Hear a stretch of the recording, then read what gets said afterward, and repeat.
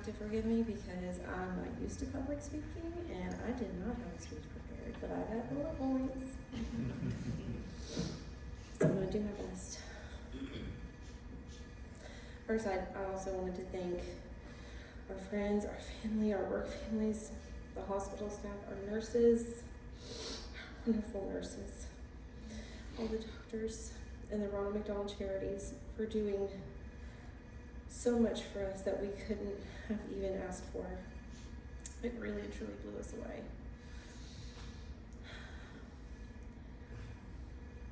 I'm going to do my best to summarize and give the story from my perspective as her mama.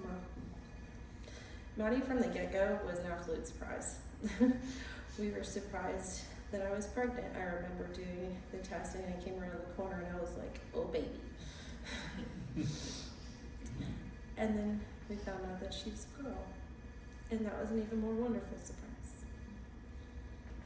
Like John said, that there really wasn't anything during the pregnancy that appeared to have been going wrong. There were some things that the doctors were trying to monitor, but there was nothing that remotely could have indicated something that was like a significant red flag. In fact, I thoroughly enjoyed being pregnant with her the entire time. Absolutely loved it.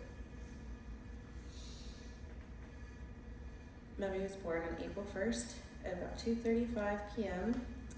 She weighed 5 pounds, 21 inches long, and she came at 36 weeks and 2 days. Like he said, I went in for my routine doctor's appointment and left realizing we've got to get some bags packed because we didn't have any of that ready to go yet because it wasn't yet time. It was a surprise. It wasn't very long after she was born, though, that they could tell something was not quite right. And they needed to go take a look at her. So they took her into the NICU. John got to hold her once. I got to hold her once. And then she went into the NICU. After about, I think it was between 30 and 35 hours of life is when they decided to transfer her to Pensacola, and I was not about to knock out. I wasn't even checked out of the hospital yet, and it took some serious convincing of my doctors. I'm going.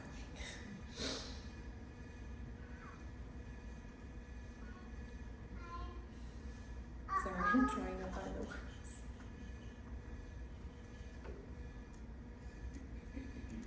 Having a baby is surreal enough of an experience, experiencing the new life and holding them.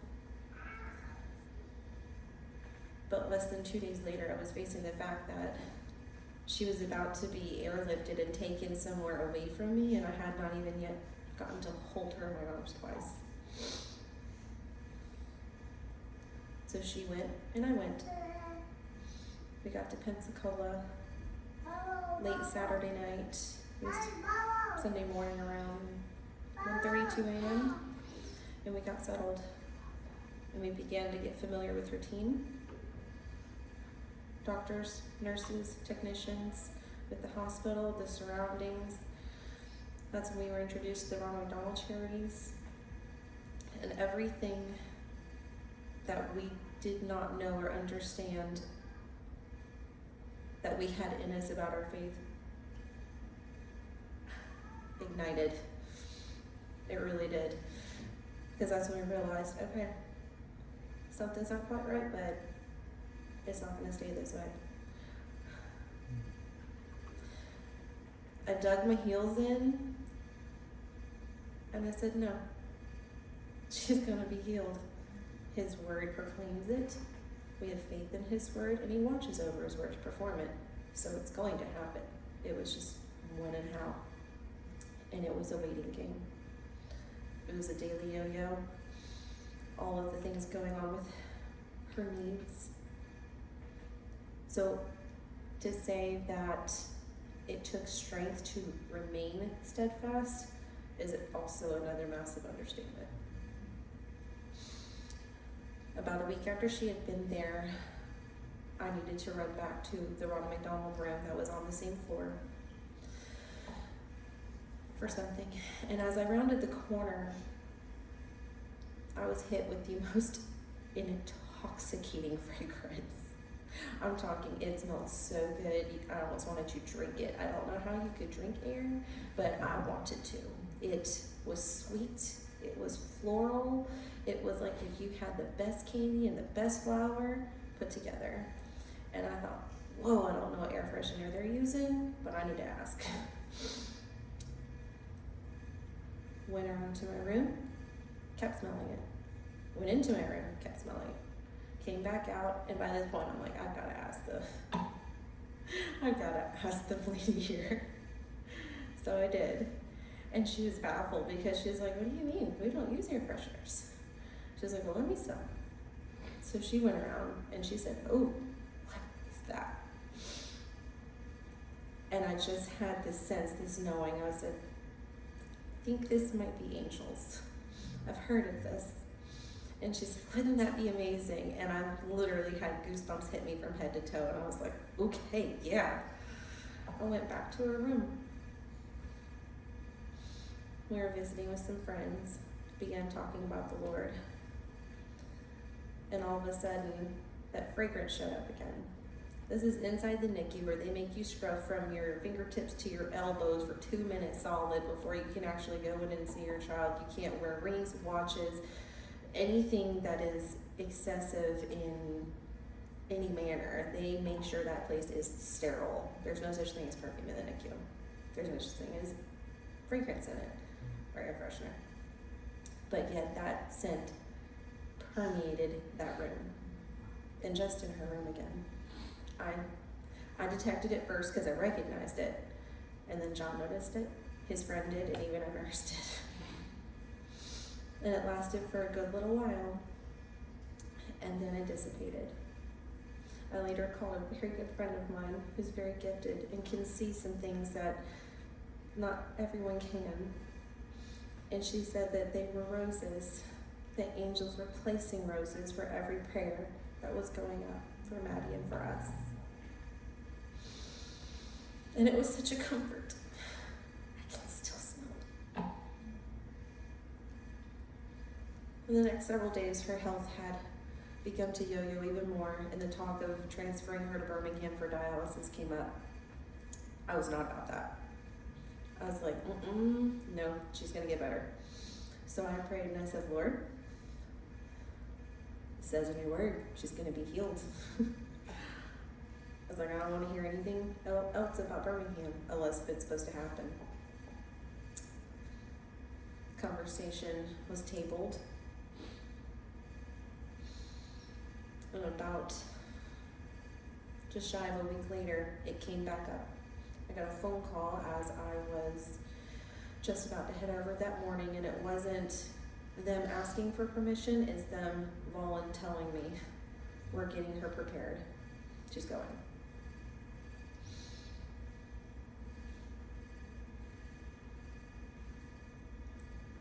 I absolutely believe that it came up once before it actually happened, because if it would have been immediate, I would not have been ready. I would have not been prepared. The shock would have hit me in a way that I wouldn't have been able to drive and get up there. I did have the chance to fly, but I needed to have my vehicle if I was going to be out of state. So I went again. I followed my baby. We got into Birmingham. John met me halfway. We got in that night, and again, it was very late. It was around 1:30, 2 o'clock. It was very different there. Very, very different.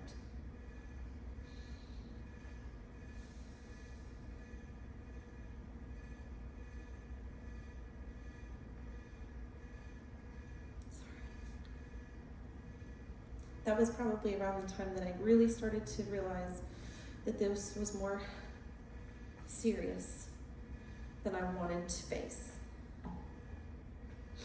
I had been standing firm in my faith, but I did not realize just how massive of a situation it was until that transport and getting in an entirely different city, state, an area that I'd not yet been. Everything was foreign about it.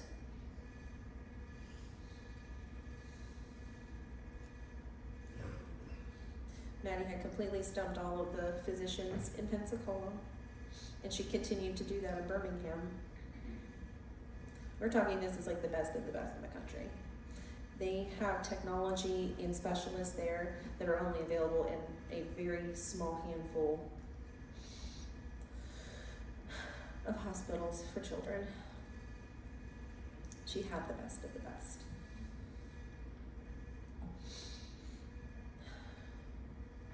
So I stuck in my faith again. I stood firm. And many days it did not look like what you might think it would. It wasn't constant prayer, although there was that. It wasn't always reading the Bible, although it was that. I would sing to her, and I would color, and I would just be, because it was what I had enough strength for. Because I wasn't just being there for her. After all, I had just gone through a C-section and was dealing with all the postpartumness with it.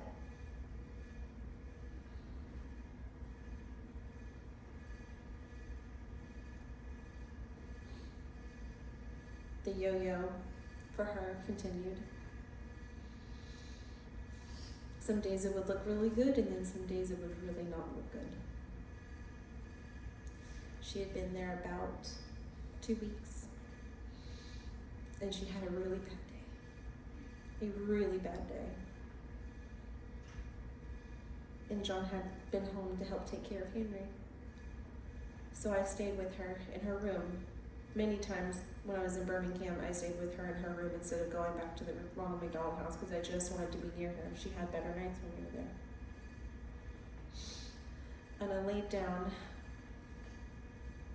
and I just started praying. I said, Lord, I'm trying to understand this. Can you please help me understand? And that night, I dreamt that I was a little girl at a party. I looked like a little girl, but in my mind, I was very much an adult. And I was at this country home, and it was joyful, and there was music and laughter and food everywhere, and it smelled good. And this house was like this big country house with all kinds of rooms, and there's ornaments and trinkets and all kinds of pretty furniture and things that little girls would want to look at. And in my dream, I was going through and checking out things in every little room.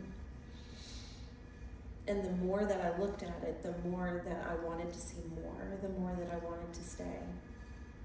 And it went on for quite a while until I could hear my family calling for me in the distance. And I knew that it was going to be time to go soon. But I wasn't really into leaving. I wanted to stay. So I kind of played hide and go seek. And then I would come out, and then I'd go hide. And then I'd try to look at some more things, and then I'd hear them again. And I knew the time was getting short, and they were going to be leaving soon.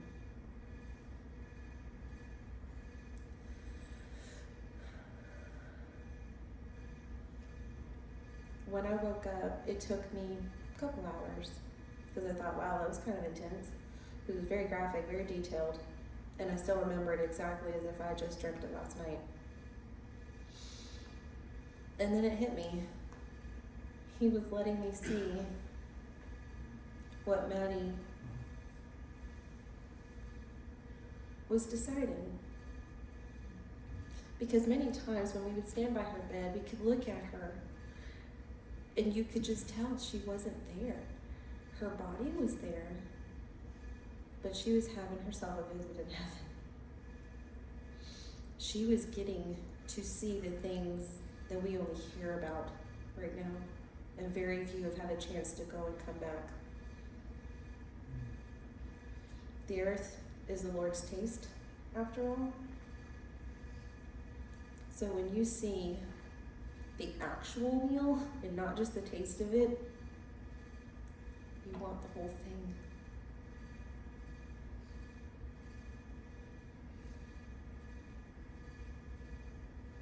I know that we did. John and I did everything that parents could do for her to make sure she had the perfect medical care. And I know we did everything from a faith standpoint to make sure that the Lord watched over his word to perform it.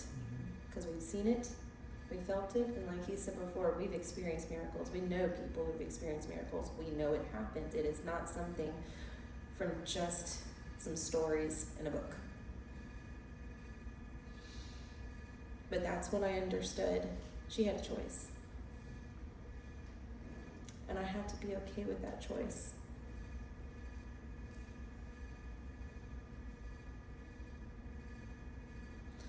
On that last day,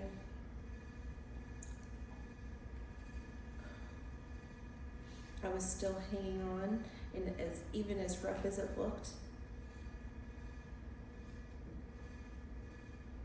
I had that crazy audacious faith where I know her care team is like, this chick is nuts. Because I'm like, it's gonna be okay. I'm like, I don't know how, but it's going to be okay. And I realized my words had turned to, it's going to be okay, not that she would be. And I didn't realize how foretelling that was. At about 5 o'clock, after some events, we decided to hold her. And it was not very long that she was gone. We're talking minutes. But I didn't care because I was still standing in faith. I've heard about Lazarus. I've heard about Jairus' daughter. I've heard these things. So I held her for 3.5 hours. Just waiting. I was just waiting for her to take another breath and come back and show up and show off with God's glory.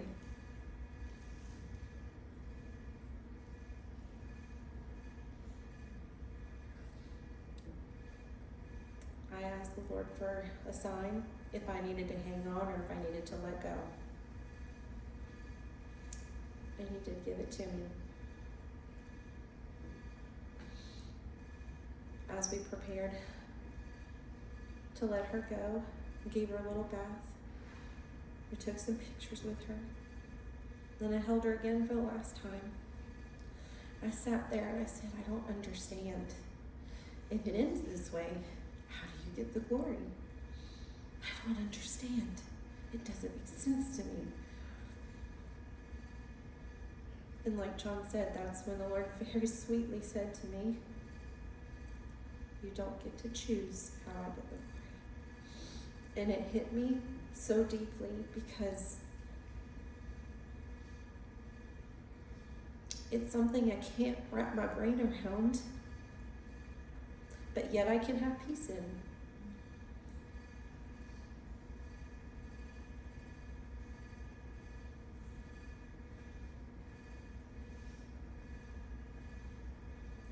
After we came home the next day,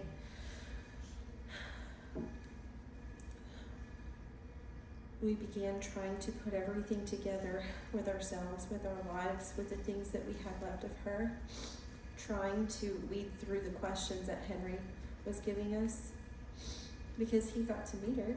It was very brief.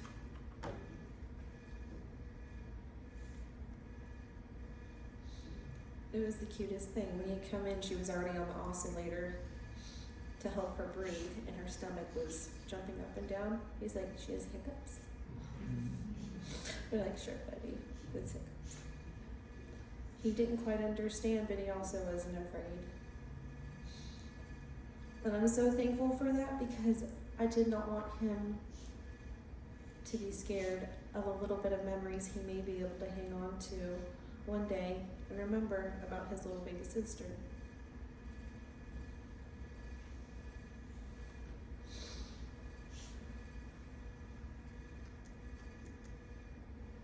In the days that followed, I realized if I was awake, I didn't know how to be awake. If I was asleep, I didn't know how to stay asleep. I just kept hearing the repeating sounds of those machines in my head. And then it turned into the small moments that I heard her cry. And it was relentless. I did not know how to pray. I did not know how to worship. And I didn't know how to read my Bible without giving me unbearable pain. And the thing is Jesus is everything to me. He's been everything to me for a long time. He wrecked my life in the best way a little over a dozen years ago.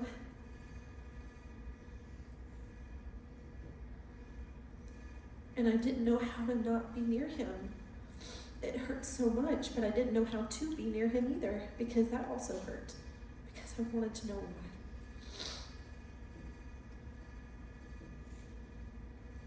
So I just asked him for mercy. I asked him to please help me understand. And he just said to hold on to my hand and do not let go. So that's what I'm doing. His grace is sufficient. His word is perfect. His plans are perfect.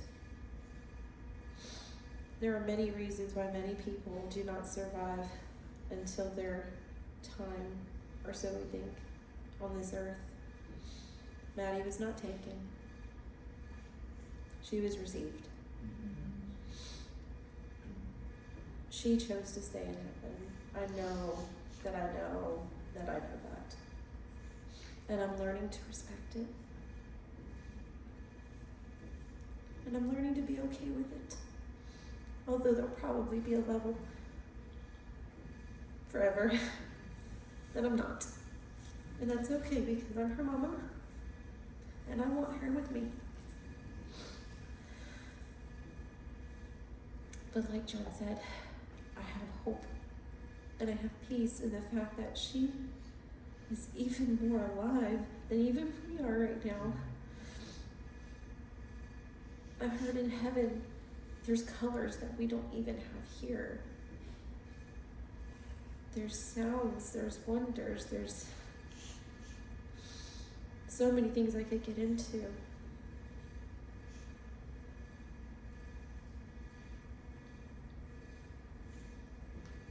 I've done life without having Jesus in it, and I've done it with him. This is not my first child loss. And I had that without God. It is the reason I found him.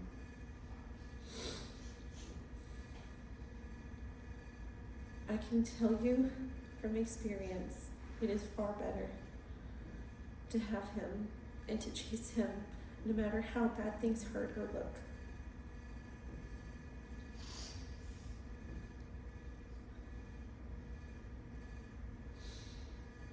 Thank you for praying for us. Thank you for being with us. Thank you for supporting us. And just being the wonderful people in our lives that you are. We really have been blown away by it. And thank you for coming.